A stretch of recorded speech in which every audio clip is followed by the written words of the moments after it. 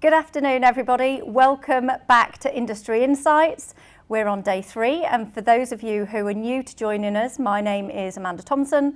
I'm the co-founder of Industry Insights and the MD of Campus Media, a youth marketing company. Together with your game plan, we have over 20 years experience in working with young people to help in your industry and career search and your employability skills as well.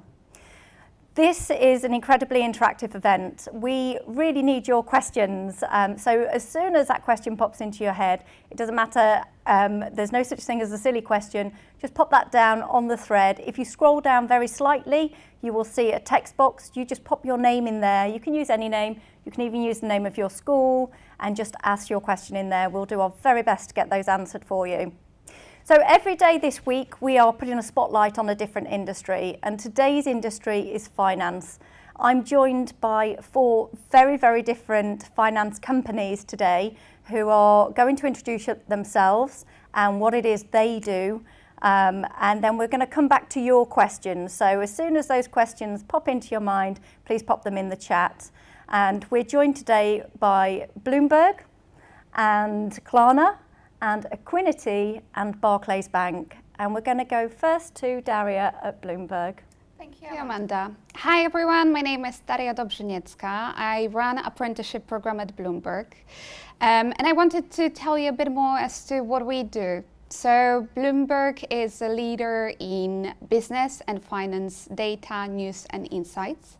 And we connect world's decision makers with real-time financial news and data. What does it mean? Well, it means that if you are a banker, if you are a trader or an asset manager, you probably are looking for information on different economic indicators, different commodity prices, stocks and shares. And within Bloomberg Terminal, you're able to find all of them. So it's basically a shop stop for anyone working within the financial sector. So today I will have the pleasure of telling you a little bit more about our early careers opportunities, where we recruit across finance, technology, but also other departments like journalism, news and media. And I will have the pleasure to bring it more to life for you. So we have a really short video so that you can see how it all comes to life. What is Bloomberg? Well, I can tell you what it's not. It's never dull. Bloomberg is a high-tech, market-moving, data-driven, cross-platform information company. When we're busy moving the global financial markets, Bringing transparency to business. and helping major players change the world. we go through a lot of coffee. Yeah. I like grabbing a free snack with colleagues from other teams and other countries. It helps me get a fresh perspective. Well, it's about collaboration. Across teams? New ideas can come from anywhere. Bloomberg is the most inspiring place to work that hasn't been discovered yet. Wow. Bloomberg supports my volunteer work, Which is refreshing. Yeah, and there are many opportunities to give back. The company is designed to solve global problems. Like climate change. This is a great place to be if you care about doing good. We don't think small. 我们拥有超过150个新闻局 In 73 ländern. 世界192カ所にオフィスを持つブルームバーグ。 Și în fiecare birou avem toată lumea. Diversity is essential for business success. When we're moving this fast, It's great to know your employer has your back. the benefits are excellent. We take that basic nugget of information From the financial markets and push it out across all our channels. Nanoseconds matter. Faster, but also smarter than anyone else. And We have people answer questions they didn't even know they had. It's all about smart speed. We're passionate about connecting the world. With news, Analytics. Data. Seeing every angle. with the fastest, real time. borderless. Most caffeinated. Organization in the world. Information is everything. I see my ideas come to life. My work really matters. Did I mention never dull?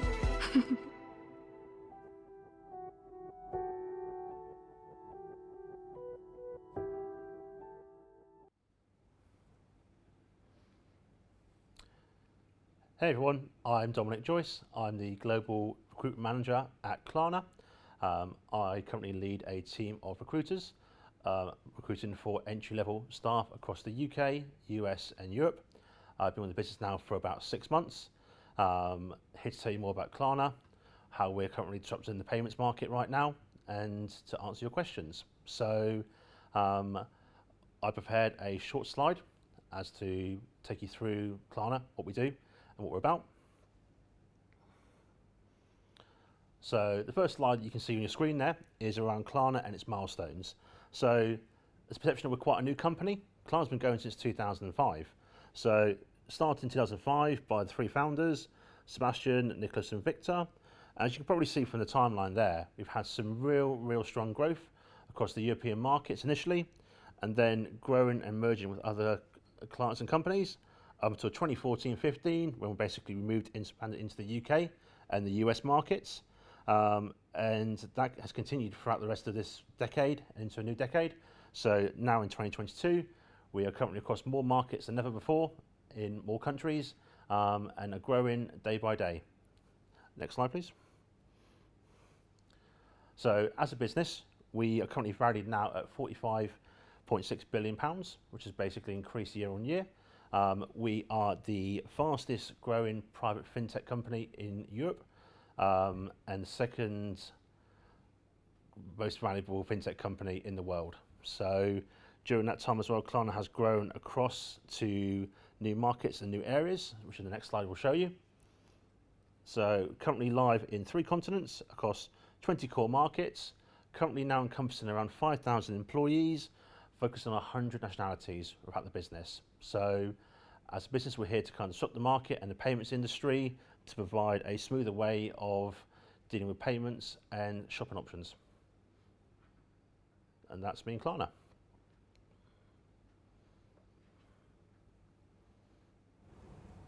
And Amy from Equinity, please. Thanks, Amanda. Thanks, Dom. My name's Amy Madden and I work for a company called Equinity. I'm absolutely delighted to be joined by these brilliant companies today on the stage. So you may not have heard about Equinity, but we play an important role for some of the largest companies in the UK and the US and for millions of people who own shares in those companies. So at Equinity, we look after the records of those shares, which is something that you need to do. We help shareholders buy more shares, sell their shares using our technology. And when companies come to share their profits out through the medium of dividends, what's called dividends, we help calculate those dividends and pay them to shareholders. We also get involved in helping companies raise more finance on the stock exchanges in the UK and the US, so they can do exciting things like buy more companies, merge with other companies, launch new products and all that good stuff. So we are a company of 6,000 people and we have offices in the US, the UK and also in India and in Poland. And I'm really lucky that I've got to visit most of those offices. But that's partly because I've been at the company for such a long time. I've actually been with Equinity for 16 years. And you may ask yourself, well, why have you been there for so long? But for me, really, being in financial services and being in the company that I'm in has given me so many opportunities that I've been able to say yes to and that have progressed my career. So I started as a very junior salesperson. It was one of my first jobs. And today I counted up this morning, 9 jobs. And I'm actually on the executive committee, which is 11 of us who run the business day to day. For my role that I play, I look after marketing, communications, and I help the company win new clients.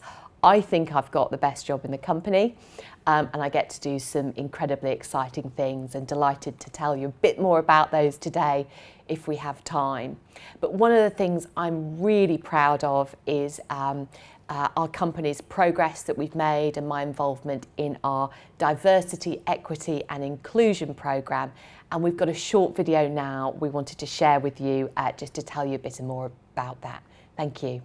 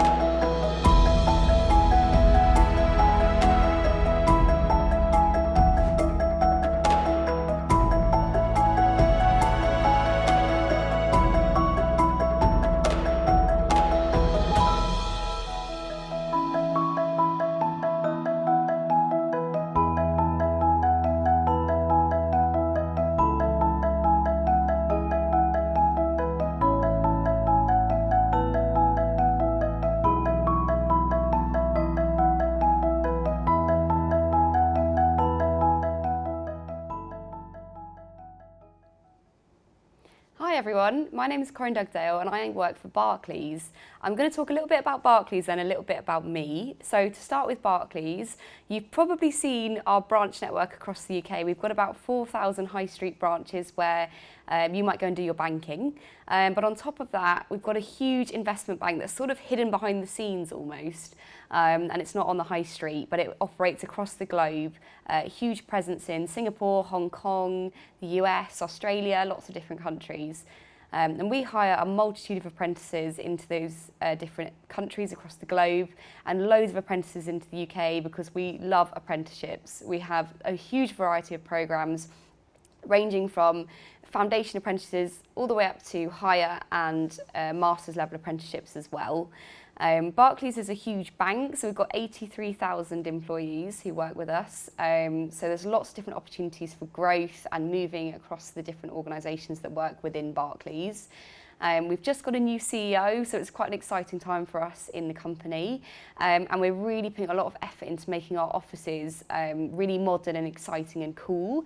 So we've just opened a new office in Glasgow and we're going to hire about 5,000 people into there. We're also doing up our London and Manchester offices as well. A bit about me, so I joined Barclays just over 2 years ago. I've actually always worked in the early careers kind of space and I started my own career off working on an early careers scheme as well. So I very much remember what it was like when you're looking to join a company and you're so straight out of school, you don't really know where to start and where to begin. So hopefully I can shed some light on that experience. My role basically involves looking after all the apprentices, interns and graduates who we have on programme with us at any one time. So that's all their rotations when they go into different teams, that's their line manager allocation, so which team are they going to be based in, that's all their training and events, and when you roll off programme as well at the end, so the end of their programmes. And I'm really delighted to be here today to talk to you a bit more about that and answer your questions. Thank you, Corinne, and thank you everybody. That's really great insights and background into all of your organisations. And we've got some questions coming in already. Please keep them coming in. Before we get started, I also wanted to point out that finance is a necessity for every business. Every company, every organisation has a finance function. And so we've got 4 great employers here today representing their finance organisations and the opportunities within their organisations, which we'll come on to. But if you want to work in a completely different company, take engineering for example, do check out the company's careers websites because you will probably find that they also have a finance scheme because it is a necessity for every organisation. But one question that we've had in is a bit more about the different roles you have within your organisations. And I wanted to put a bit of a spotlight on how the finance industry has really radically developed over the last 10 years really, and how tech serves a huge part of all finance opportunities within finance companies as well. Dominic, you used the word fintech, and I think that's really important as well. We can even see with banking the percentage of people that bank online now as well, and broadcasting and media, the tech that's involved in all of that, online payments and so on, dealing in stocks and shares. It is very digitalised. So if we could just have a quick overview then. So one of the questions is, what other types of opportunities do you offer within your companies other than specific finance roles? And I'll start back with you, Corinne, at the end there. Brilliant. So Barclays, as I mentioned, has got 83,000 employees, and I would say actually quite a small proportion of those people do a finance role. There's actually a huge number of other areas and departments in Barclays. Probably the biggest one would be technology, but also operations, so making sure everything runs smoothly in the bank. And then we have our sort of function roles, we call them, which are the ones in the head office that support our employees. So there's a team that looks after internal audits and making sure we do things appropriately. There's a team that manages risks, so making sure our risks are sort of managed appropriately in the business. There's also a HR team, which is my team. And there's so many different roles. And honestly, not everyone is a banker, not everyone works in finance. It's only a small proportion across the whole business. Thanks, Corinne. And I'm proof of that because I work in marketing as you work in HR. I think just on the technology point, Amanda, look, everyone's role day in, day out touches technology now, whatever department you're in through the whole of the business. So in my team, we think about the corporate website, the user experience that customers have when they come and use our products and services. We get involved, obviously, on social media, and that's just part of the marketing and communications. Actually, about half our business are dedicated to technology within the financial services sector. So, yeah, there's a huge range of opportunities and different roles you can do. Dom. Yeah, thank you. I totally agree as well. I think as we've evolved into technology-wise, people want things quicker, faster, more accessible.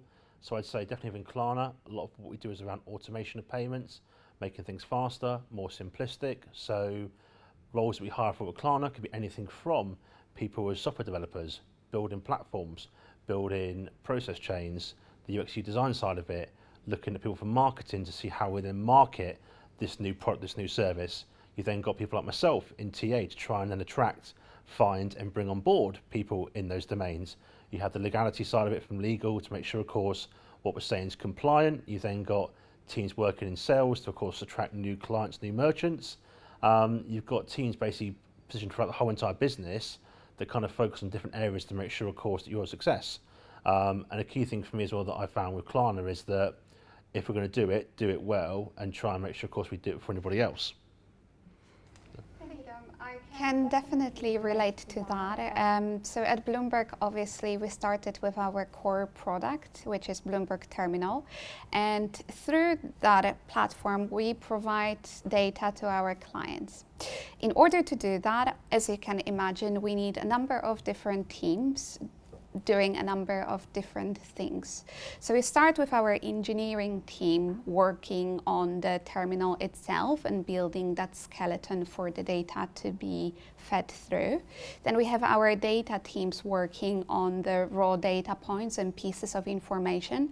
But very quickly, we also realized that we need another department for news and media to be able to explain the why behind the data.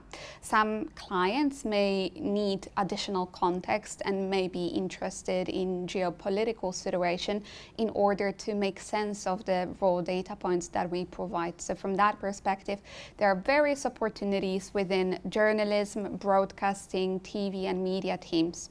And then, like any other company, we also need to be able to support our business. And that opens the door for other types of roles. So at Bloomberg, we recruit candidates into HR, legal, marketing, IT, finance, technology, data teams.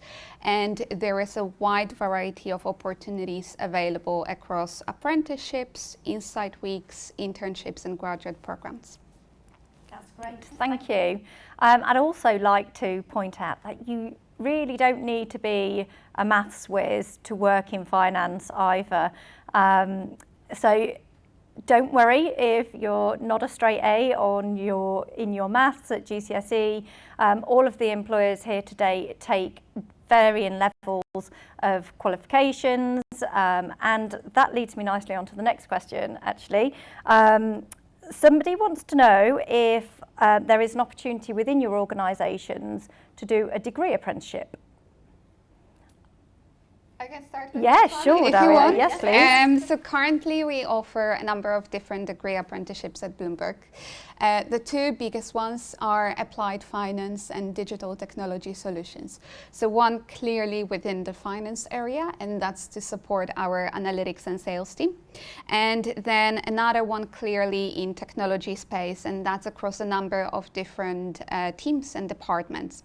We also do offer a chartered manager kind of degree. So if you're interested in responsible business management, there are opportunities for you. And this year we are about to embark on a journey to start providing master's degree opportunities in AI and data science space. So again, a broad spectrum of different opportunities available. Wonderful. Does any other of your organisations offer a degree level apprenticeship? Yeah, I can take that one. So yes, we offer degree level apprenticeships, and one of the best things about that is, unlike a lot of poor students in the UK at the moment, you wouldn't not have that crippling debt because the degree will be paid for by the organisation. So Barclays would cover that, and that's the same for most companies as well in the UK. So it's definitely a really good thing to consider if you're a bit scared of that huge debt that comes along with going to university. And it's also a great way to learn on the job as well and get some grassroots experience as you work your way up through the apprenticeship, but also doing a job at the same time. Great. Dominic, I know at Klarna you do things slightly different. So rather than structured apprenticeship opportunities, you have junior roles available. That's correct. So I actually look after entry-level hiring at Klarna, where we're very big on what we call a growth mindset. So a lot of companies will put out a role for entry-level, but require 2 or 3 years experience, which of course is kind of a contradiction to what the requirements are really. So we'll hire someone based off the growth mindset. We then have a thing called the Irregular career path, which basically means that everyone that's kind of, I guess, left school and is trying to figure out where their fit is, and a degree obviously can give you direction, but also sometimes pigeonhole you to a certain sector. With Klarna, what we do it's slightly different is we have different domains where people can come on board, learn a certain department like marketing, and then think, well, do you know what? Having worked with potentially perhaps comms, that's where I see myself perhaps adding more value. So what we do with Klarna is we hire someone based on their skills rather than sort of a degree, and then basically on top of the skills itself there, add more and more skills, more responsibility, to kind of basically go on and be the masters of their own career progression really.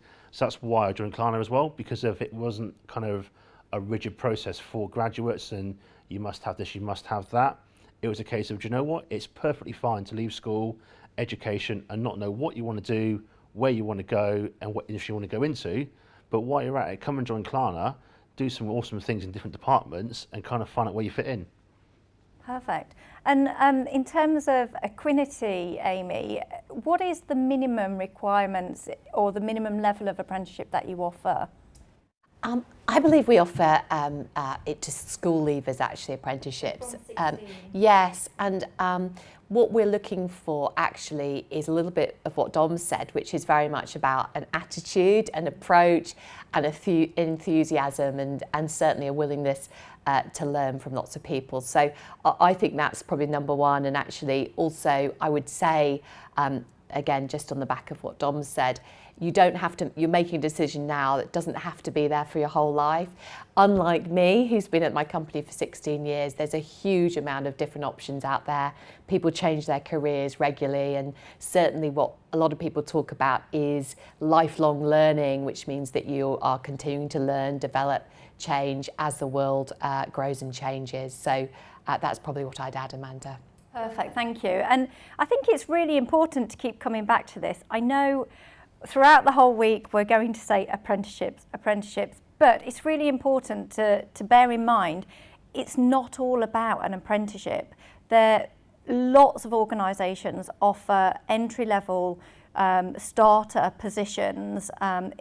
It doesn't need to be called an apprenticeship. It could be a traineeship, for example, or an entry-level role. So do look out for that when you go to a lot of the careers websites, because every organisation is very different. Apprenticeships will start from within organisations from the age of 16.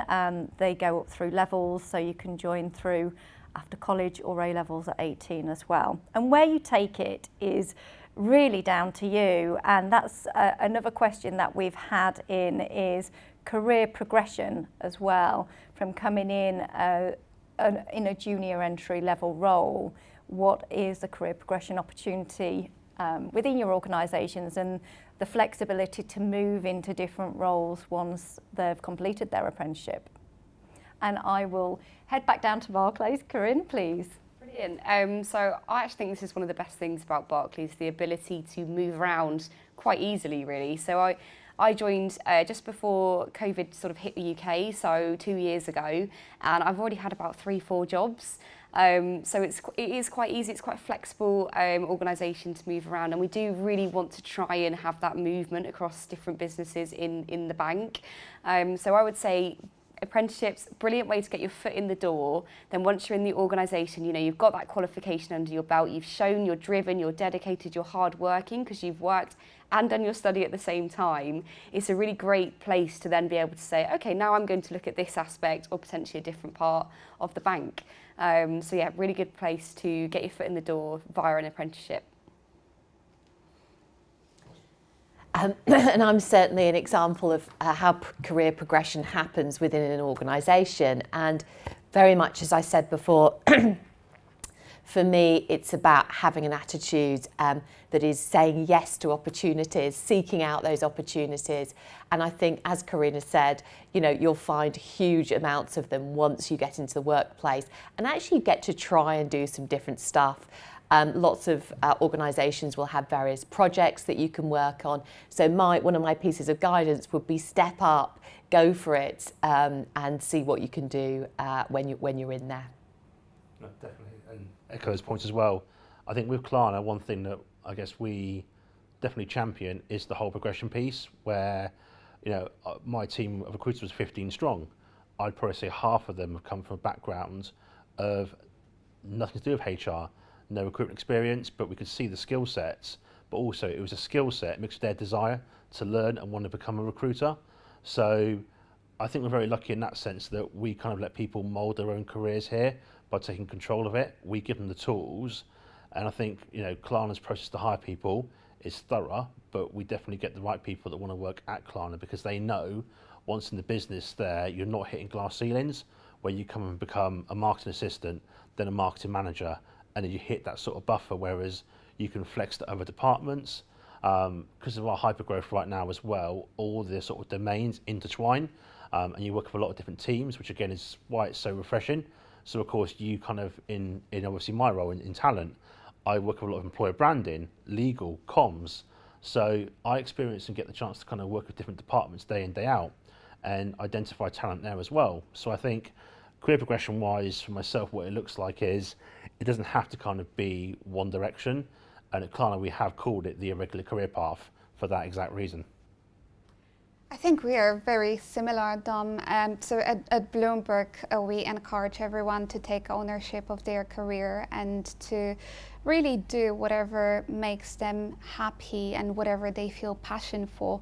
So from that perspective, there is a great amount of opportunities to get exposure to different teams and different departments.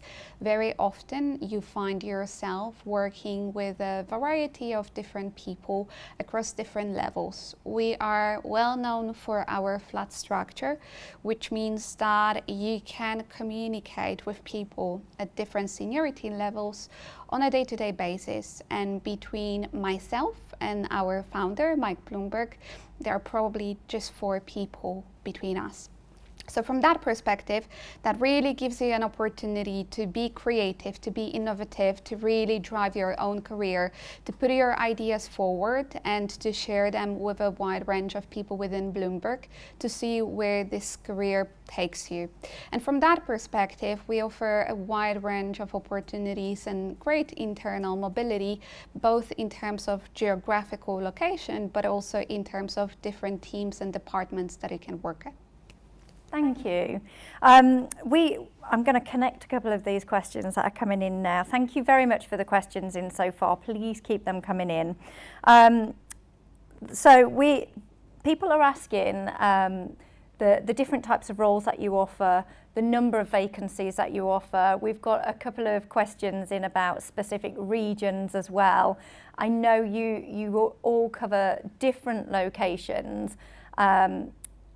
So I think what would be a great thing to know is actually, where is the best place for a young person to go and find out what opportunities you have, how many vacancies are available, and the locations where they can find And I'll start with you, Daria. Thank you.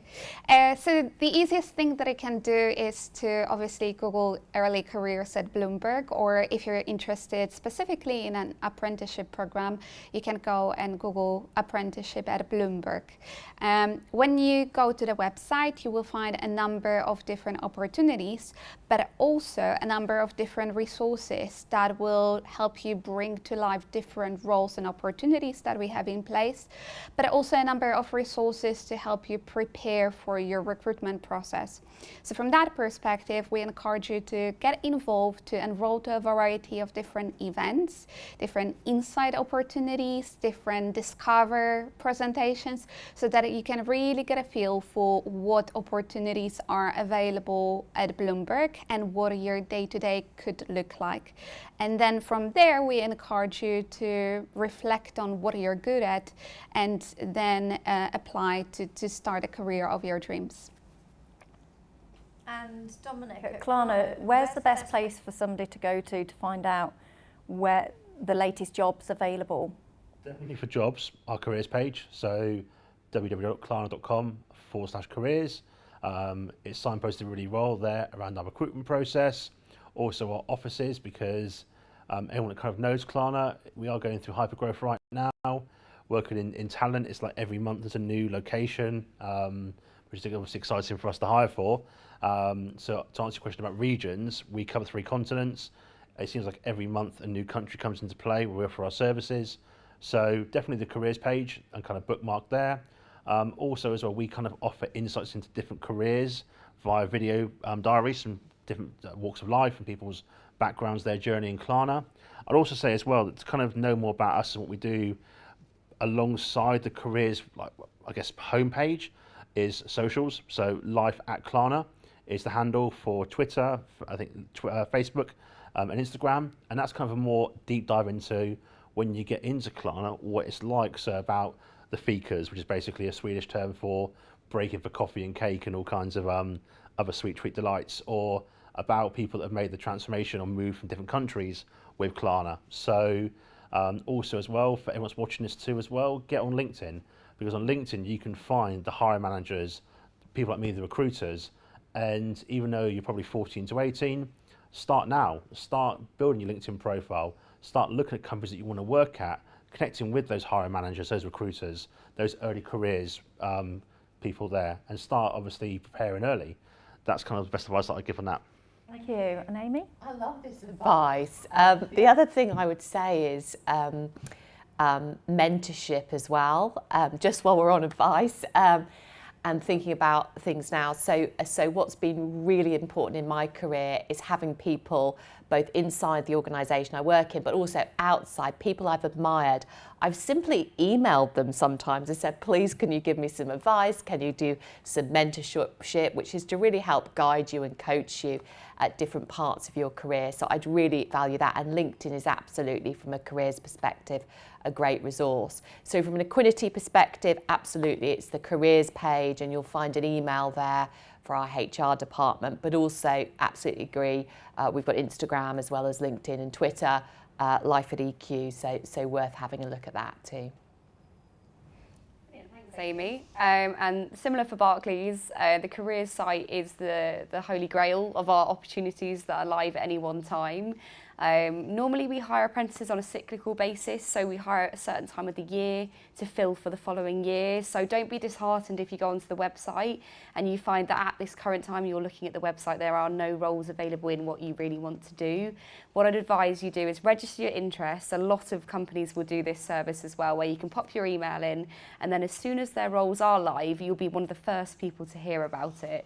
So get onto the careers website of any company you're interested in and see if that service is available, so you can put your email in and be one of the first to know. Brilliant advice, thank you. And thank you for mentioning the registering your interest, because more and more organisations are doing that now. Every company has a different hiring window, and that might not work for when you suddenly think about that company. So what I'd suggest is LinkedIn is probably a new social media platform for a lot of you. It's like Instagram, but for business. And I'd suggest just creating yourself a profile. It's a completely free platform to use. Create yourself a profile and use the opportunity to follow companies that you're interested in, because very often on there they will post when their vacancies are going live, and very often they'll have early talent communications on there as well. Instagram's another great one. A lot of early talent communications and short videos from apprentices and young people on their programs are often posted on there.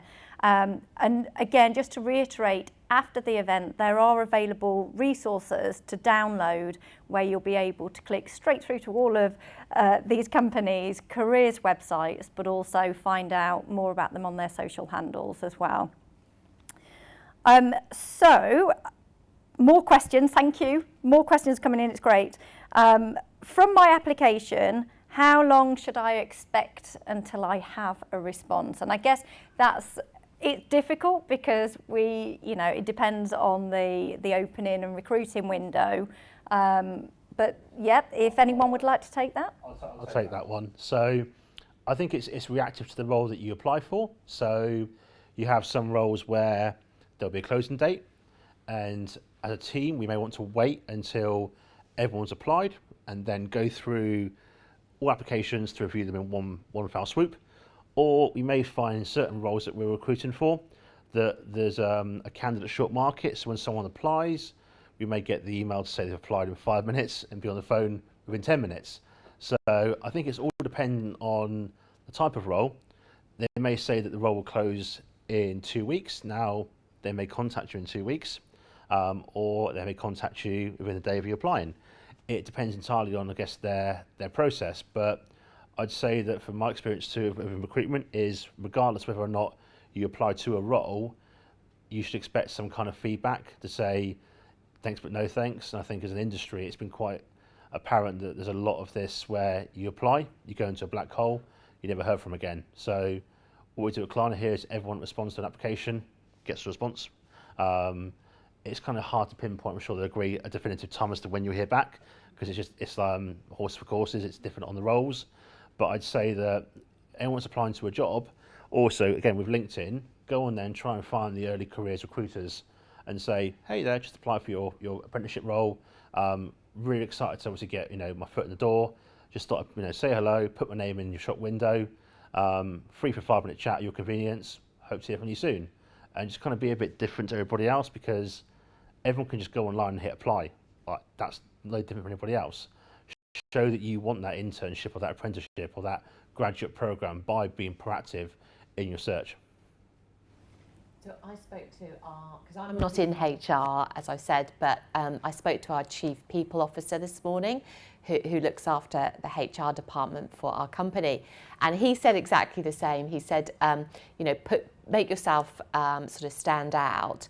And also, if you can try and influence the time that you get an interview, try and be first in the queue, because people typically remember those people they interview first. So that's where you can reach out to recruiters and really try and get in the door first and share your wonderful stories, whether that's sports stories, how you've helped people, any community work, anything that's been you're passionate about and excited about.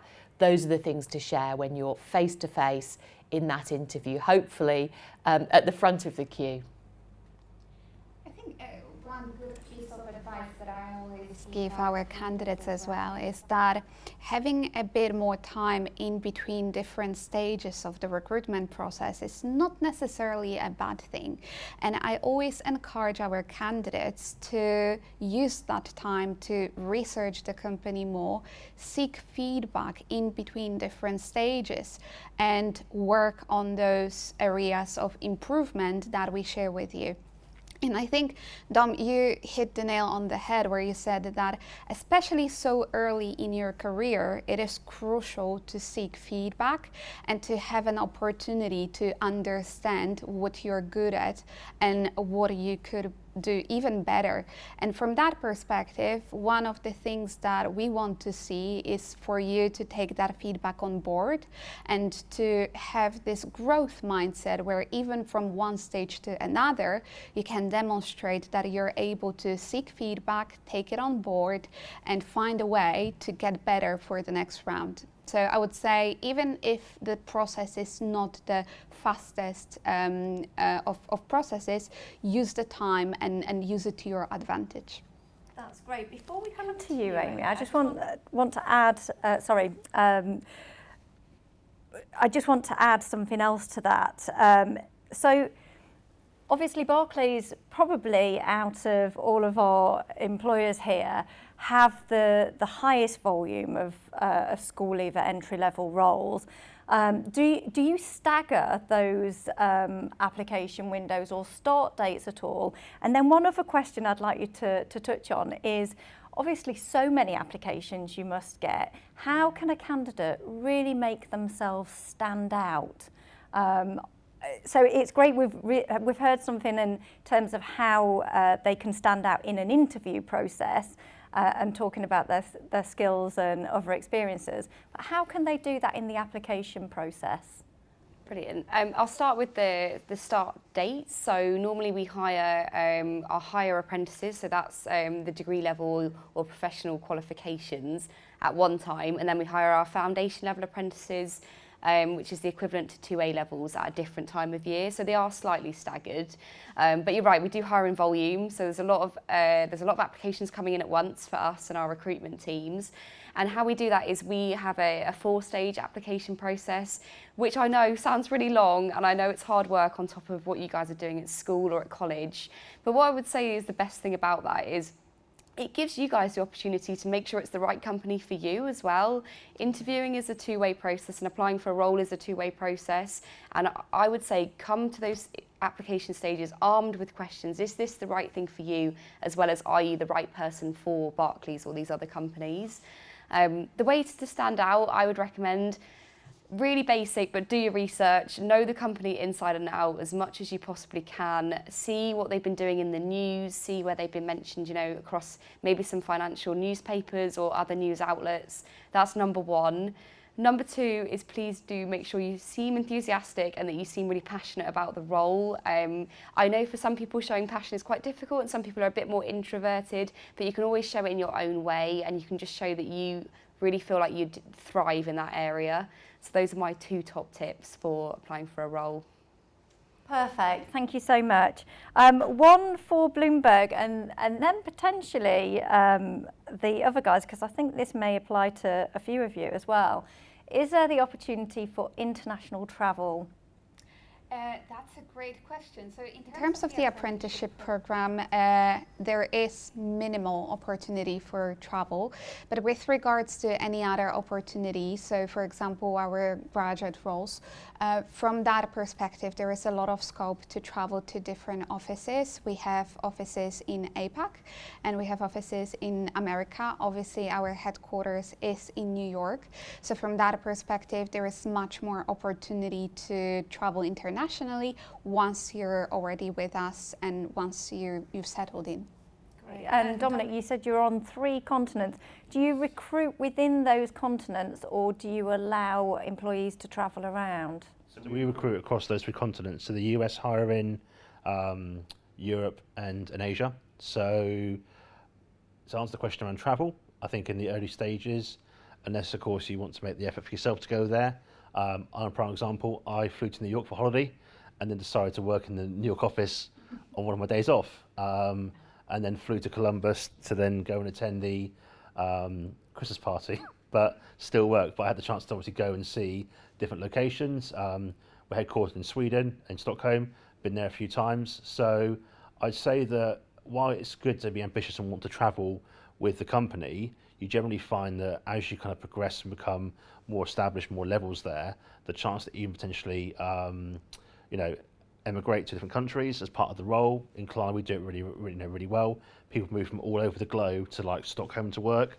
So I think in terms of early careers, not as much. We do hire in a lot of locations though to start with, but no, I think I'm very lucky that I've travelled across the globe in 6 months I've been there, and plans to probably travel some more again this year. So yeah. Thank you. And Amy, I know your clients are global clients. Do you get the opportunity to go and visit them in person?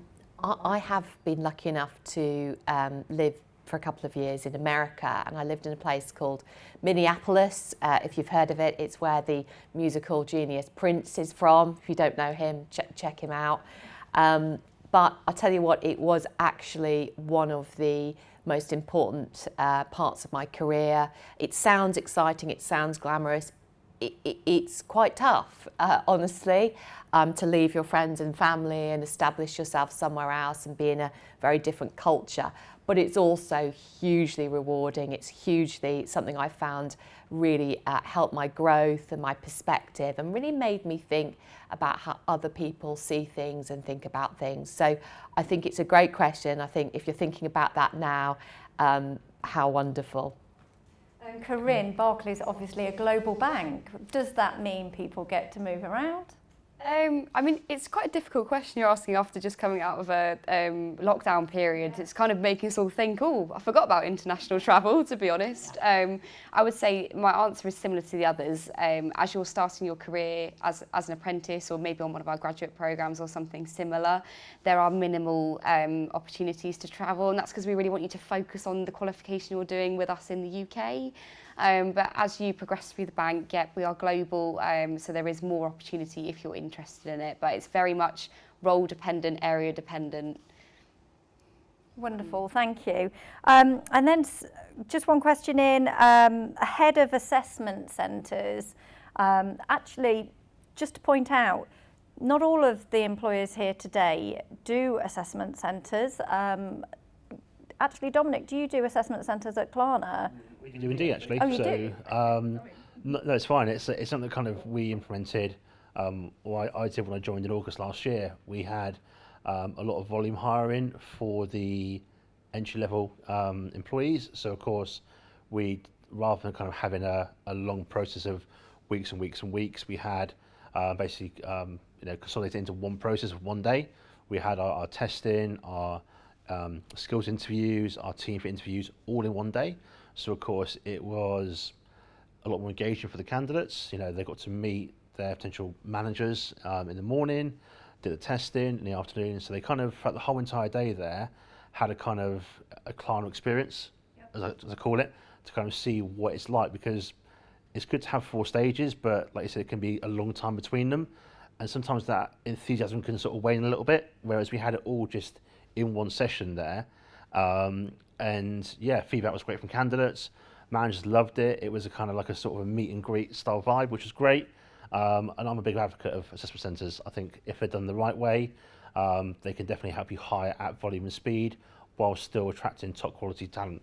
And it's a really great opportunity for you to meet the employees that work there, the mentors, the hiring team for the early talent team as well. But I know with COVID, obviously, lockdown, a lot of the assessment centres were virtual. How have the rest of you, have you come back to full assessment centres in person now? Are they still virtual? If I can take that one. So we obviously moved to a full virtual recruitment experience once COVID hit the country.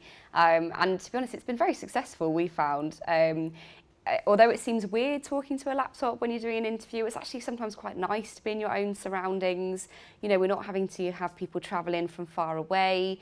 And often people feel much more at ease when they're at home, where they're with the things they know, and they can take their time over things and even have your notes next to you when you're doing it virtually. There's a lot of advantages.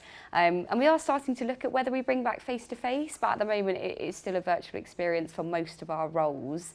However, just picking up on assessment centres, because I remember doing so many of these when I was applying for roles, first of all, and they are quite a weird environment. You're sort of competing against people near you, and it's a bit like The Apprentice on TV, where you feel like you're fighting against each other. And my top tip for assessment centres would be, you are being judged by everyone there. So even when you're on a break, even when you're on your lunch break, you're still being judged. So just if you ever go to assessment centres, just keep that in mind and make sure you're professional at all times, because I've seen some people be turned away for saying some rude comments in breaks or at lunchtimes and things like that. Amy, I'd just like to tailor that question very slightly because we're in our last 10 minutes now. What advice would you offer? So obviously people get nervous before assessment centres. It's just like an interview. You get nervous and we've got a question in of how can I best prepare or improve my soft skills before an assessment centre? What's your advice on that? You know, it's such a good question. So today I was nervous before doing this. I do lots of speaking things and it's actually quite good and very normal, I find, to have some nerves. But the thing that's always helped me, because I'm actually, when I look at my personality, I'm more of an introvert, and maybe worth looking into that if you don't know what that means, but it means I'm typically maybe a little quieter. So something that's really, really helped me is practicing. I practice in front of my husband, I practice in front of my dog, my baby, and I make them all clap. No, but I do lots of practice. So I would really, particularly when you're sort of introducing yourself, so you can't practice for everything when you get questions, but actually maybe how you introduce yourself or maybe get someone to pose some questions for you and do it in front of people because it's easier to do that at home with whoever's around. That would be my top tip. But I just have to say, I've been completely inspired by all the top tips from everyone today. I think absolutely wonderful. Great, thank you. And another question is how somebody wants to work as a stockbroker. Has anyone got any top tips in how to get into that role? I think, Amy, that might be one for you again, actually. I was going to ask Daria. Okay, Daria. Well, the thing is that we provide all of the pieces of information and all of the data behind, what is happening in financial markets. And as much as we have our trading platform, our opportunities are way more around knowledge of finance and technology rather than brokers themselves. So from that perspective, I'm not sure if I'm in a position to answer about how to get into that kind of career. Yeah. That's ambitious though. That's ambitious. Yeah. I mean, I would assume that once you're in an organisation like Equinity or Bloomberg and you've done your junior entry level role, I guess if the opportunity comes up, there will be clear guidance and steps on how you get into that role within that organisation once you're already in. Or use LinkedIn. LinkedIn is great. Go and just search for stockbroker and then connect with them. Ask the question. They're your best insight into how to get where they were. They were like you one time were at school.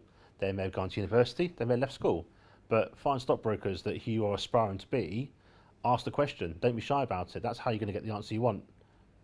Another quick question. A couple of people have asked this. Will somebody's credit score or financial health be examined or looked into when they apply for a job within your organisations? I'll take that one first, definitely. We work obviously with financial products and services, so we complete background checks, not just obviously in the UK, but for anyone joining the US and other countries too. So I guess you're all very young out there, so just don't go getting store cards and credit cards and not pay them off early doors, because of course, yes, we do background check people based on obviously criminal records, financial services, not paying back debts and so forth. So yeah, from someone that's probably twice your age, just be good with money and you'll be fine.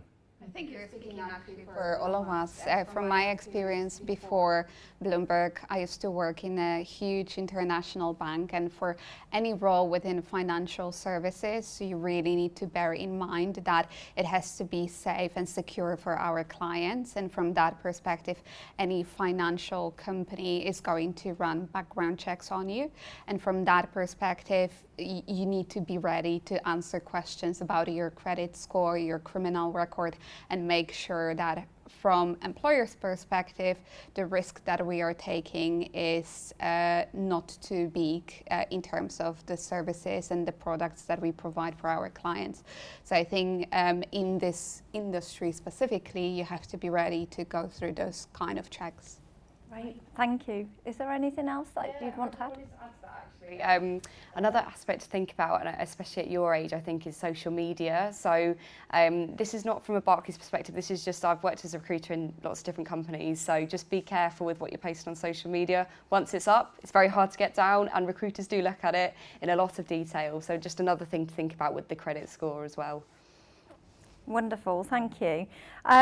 Gosh, quite a few questions now where it would be really nice. So somebody's asked, did you always know you wanted to work within the financial industry? And I'm going to start with you, Daria. We'll have a quick run down the line. Yeah, definitely. So I didn't know that I want to go into finance. I studied applied psychology and I wanted to just work with people.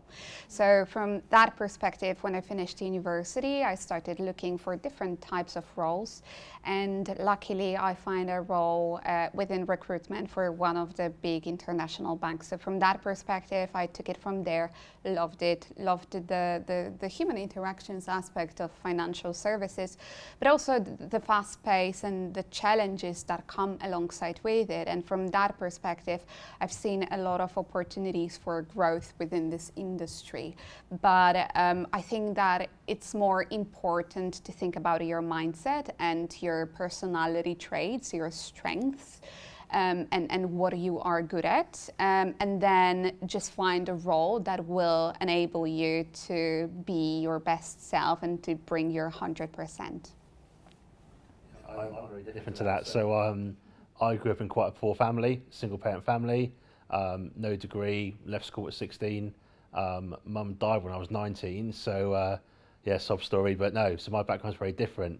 And I got into finance quite late in my career at 26, I'm now 35, but I think what I'd advise people like your age to do is kind of play what I call the jobs buffet, sample different industries. If you like finance, try finance, but you know what? You're young. You might not enjoy it, but you know what? Give it a year, 2 years and sample it. If not, perhaps try engineering. You know, you're all afforded the luxury of being young to kind of go out there, make mistakes. And one thing I'd encourage all you to do when you're young is either in every job that you go into, either earn or learn. If you're getting neither of that, move on. But no, I went into finance quite late in my career at 26. I like the product. I like the compliance side of it, bizarrely.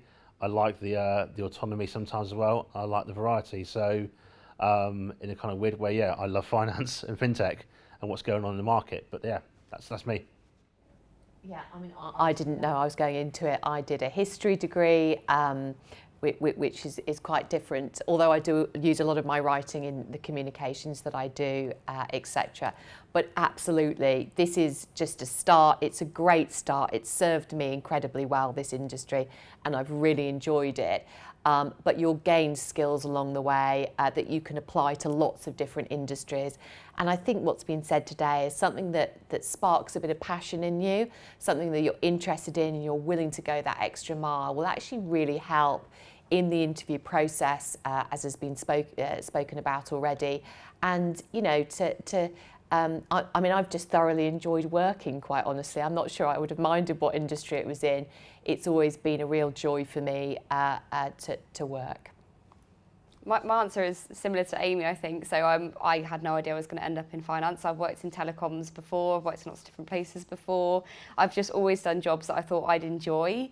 To me, personally, and not to others, it's not about money, it's about how I feel when I go home at the end of the day. So just think about, you know, what would give you purpose and make you want to wake up in the morning and like run to work and get really excited about seeing your colleagues and getting stuck in, and take that on board when you're thinking about your career.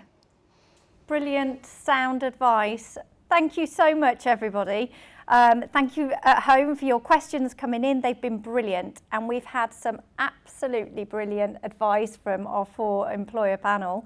The recording of this will be available on demand from the page that you're viewing it from. As I mentioned earlier, there will be additional resources that you can download as well. So you can go and check out all of our employers today on their social channels as well as their careers sites. Do go on and register your interest if they have that function on their website, and then you'll be notified when their opportunities open. And keep researching and looking into other things. even if you're working in a finance company, you don't necessarily need to do a finance role. I think we've found that out today. So thank you again to everybody. I want to say a thank you as well to Mott MacDonald for hosting us today again. And good luck and thank you for watching.